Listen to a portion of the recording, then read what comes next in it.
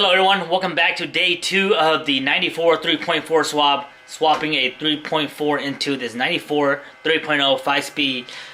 Catching back up on today's video. I went ahead and did some stuff off camera already because I was super busy. So I went ahead and removed the ECU, unbuttoned the ECU wire.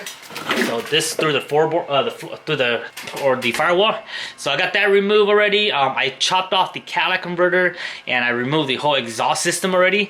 There was tons of coolant / oil mix inside the muffler, so it made a super nasty mess because again it had a head gasket.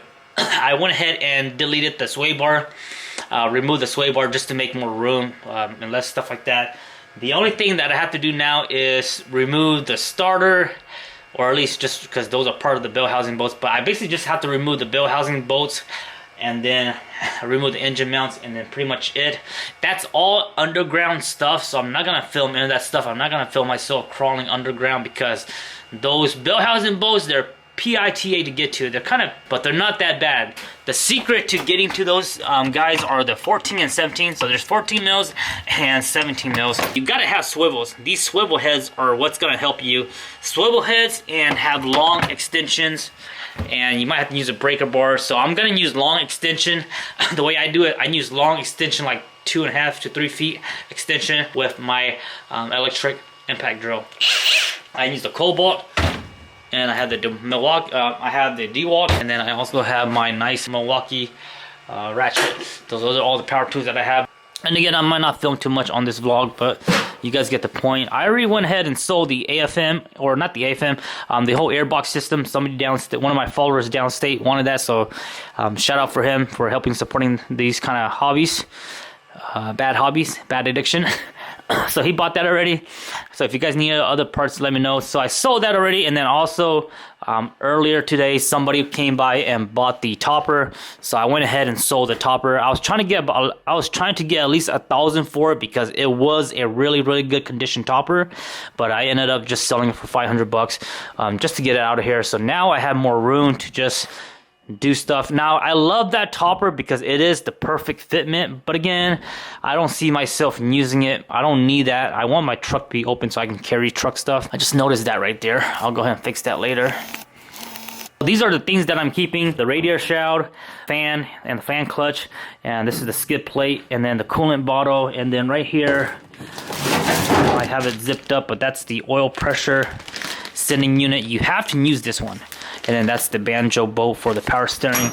I just went ahead and ordered my parts. So that's from AutoZone. That's the coolant, the 2 belts. We only need the alternator and power steering. We don't have AC on this setup. Air filter, throttle body gasket, and then also I ordered a thermostat from them. I'll go ahead and talk about all my parts and what I order and what I'm planning to do to this Toyota 3.4 once I get it. I just spent over $1,500 in tune-up parts. Super crazy. It's all online, so I went through online and I ordered through multiple vendors. But once all those parts get here, I'll go ahead and make a separate videos dedicated to that so that I can show you guys like all the parts and tell you guys how I'm doing it, why I'm doing it, and what things cost. I want to be upfront as much as possible. I want to talk about prices.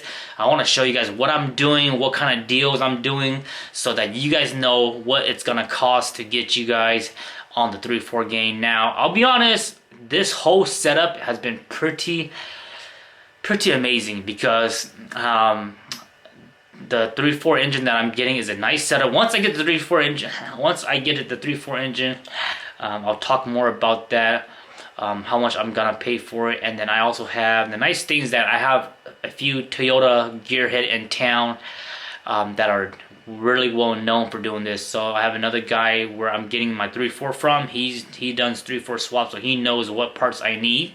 So he's setting me up with his rig or his donor rig. And then I have another Toyota gearhead geek who knows all the wiring, and he's doing all my wiring. So he's setting me up with the whole wiring harness, and he's gonna do the crossover for me because he has the whole crossover jig. And that's John. John's the same guy who did my crossover last year. So on my last swap 2 years ago, I hired I went through toy only swap for them to do my harness, but now I'm keeping everything local. I'm getting my donor rig locally, and I'm getting my harness and everything else locally. And then the only thing I'm buying is just all these tune-up parts. Now, you don't really need to do these tune-up parts, but you might as well do it. I want to make sure that this engine has been refreshed. The only thing that I'm not doing is the head gasket, but everything else I'm doing. So from head gasket up, we're doing it. New timing belt. Even I don't know if it's old or not. We're doing it. Timing belt, water pump, everything. All new seal. We're gonna seal this engine up nice and clean. Spark plugs, spark plug wires, everything. We're gonna replace as much things as we can, as much hoses as we can, to make this a solid rig. Because, like I said, I want to keep this. It depends. I'm gonna keep, once I do my 3/4 swap, I'm gonna drive it for a few months and I'll see how I feel, man. If the weather changes, I might sell it. If I don't sell it, then I might keep it. But it is a really nice truck. It's a very nice truck, and I feel like I want a 3/4. I want to do this swap and maybe keep it long term, so maybe I can teach my boys when they grow up how to drive stick shift, because a lot of these new kids nowadays, they just drive automatic. But that's about it. I haven't shown you guys the bed. The bed is pretty in decent shape. This needs to be Raptor line. So if I keep it long enough, I'm gonna Raptor line this. And then the cab was sitting on here, and this is like a foam tape that they put here to just prevent the cab, just to give cushion. And you can see some of the paint job has chipping off already. So if I do end up bed lining it, I'm gonna go ahead and tape it like right at the edge, and then I'm just gonna Raptor line this whole edge all the way down to the bed, and that'll make it really nice sweet up. I also need to fix this door here. This door still works, but you can tell they put a screw in there because it's being held on. It goes open, but then you have to just open it to close it back in. So I want it to be super flush and super simple, but you can see the paint chipped off because of that. And again, I'm gonna clean all this off. I just don't want to do it now, but I'm gonna get back to work. That's the ECU right there. You guys can't really see it. It's dark right now. We don't need the ECU off the 3.0, so this will be for sale. There's the part number. If you guys need that, hit me up. Sell that so I can fund more stuff for this rig. But other than that, I'm also in the market for a chrome trim for a rear passenger and a rear bumper. I want to keep it stock, so if you guys have a nice clean rear bumper, let me know. If I don't find one, then I'll go ahead and go with the aftermarket trail gear like my last setup. We're not going to put rock sliders. Again, this is just a daily rig. So that's pretty much it. And then that's the hood. I put it in some moving blanket, but I'm gonna go ahead and move that hood out of the way, so it's out of the way. I don't have to worry about it. So that's it right there. We're gonna flush all the fluid, so all the fluid will be flushed once everything's set up. And like I said, we'll talk more about that. But on this video, I just want to do a little quick walk around, talk about everything that's going on. Like I said, everything's pretty much removed already. All this is attached already or detached. Like I said, the engine's ready to go. Just need to do the main bolts and it's ready to go.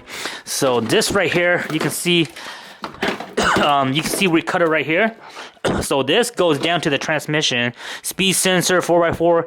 We're gonna keep all this. So this right here is going to my electrical guru. He's gonna need all that to set up my harness along with the 3.4 stuff, and then the harness from here on through the injector, you don't need it no more. This is all junk. You don't really need to keep it, but I'll show you guys what I keep later. So I'm gonna get to work. I'm not gonna film anything down below. If there's anything that I need to talk about, I'll talk about it, but for the most part, that's pretty much it for today. I'm gonna try to get all those out, and then hopefully tomorrow I can pull the engine.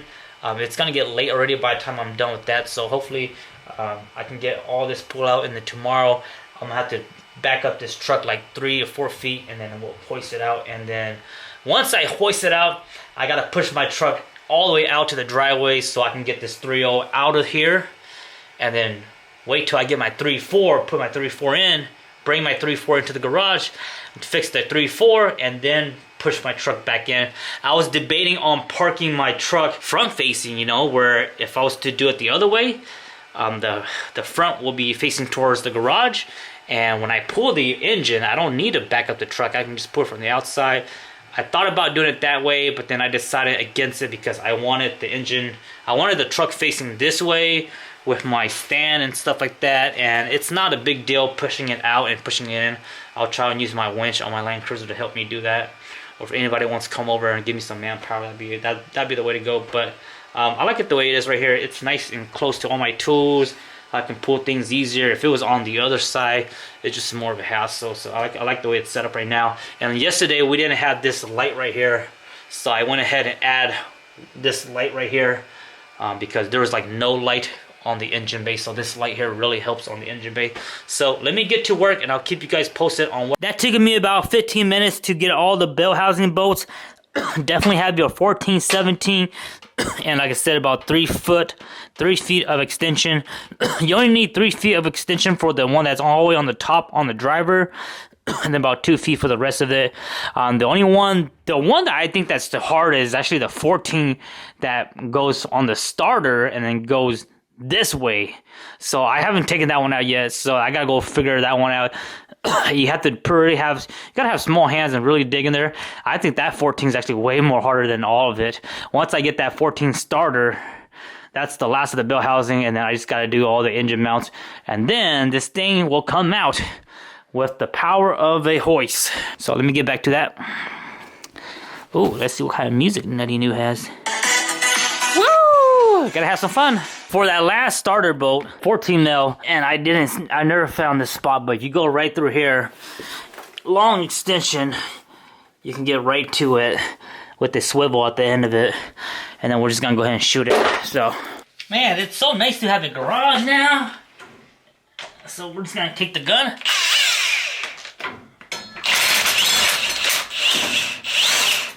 Just like that, it came out. The other piece got stuck in it, but that's because the starter is crushing on it, but it's out.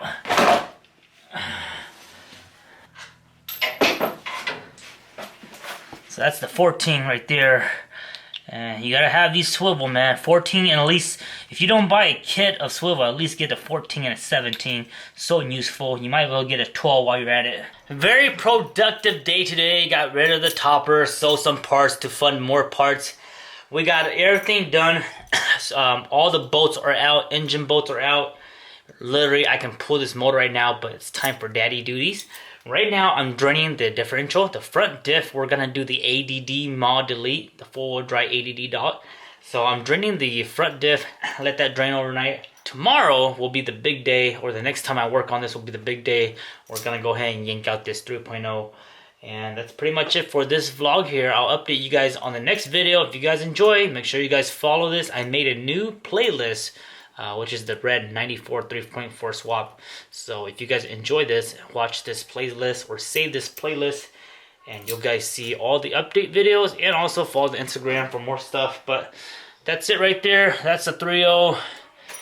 And nothing much else to do right now besides pull this out and then get it prepped up and then just take off all the stuff I need on the 3.0. So catch you guys on the next video. Peace out.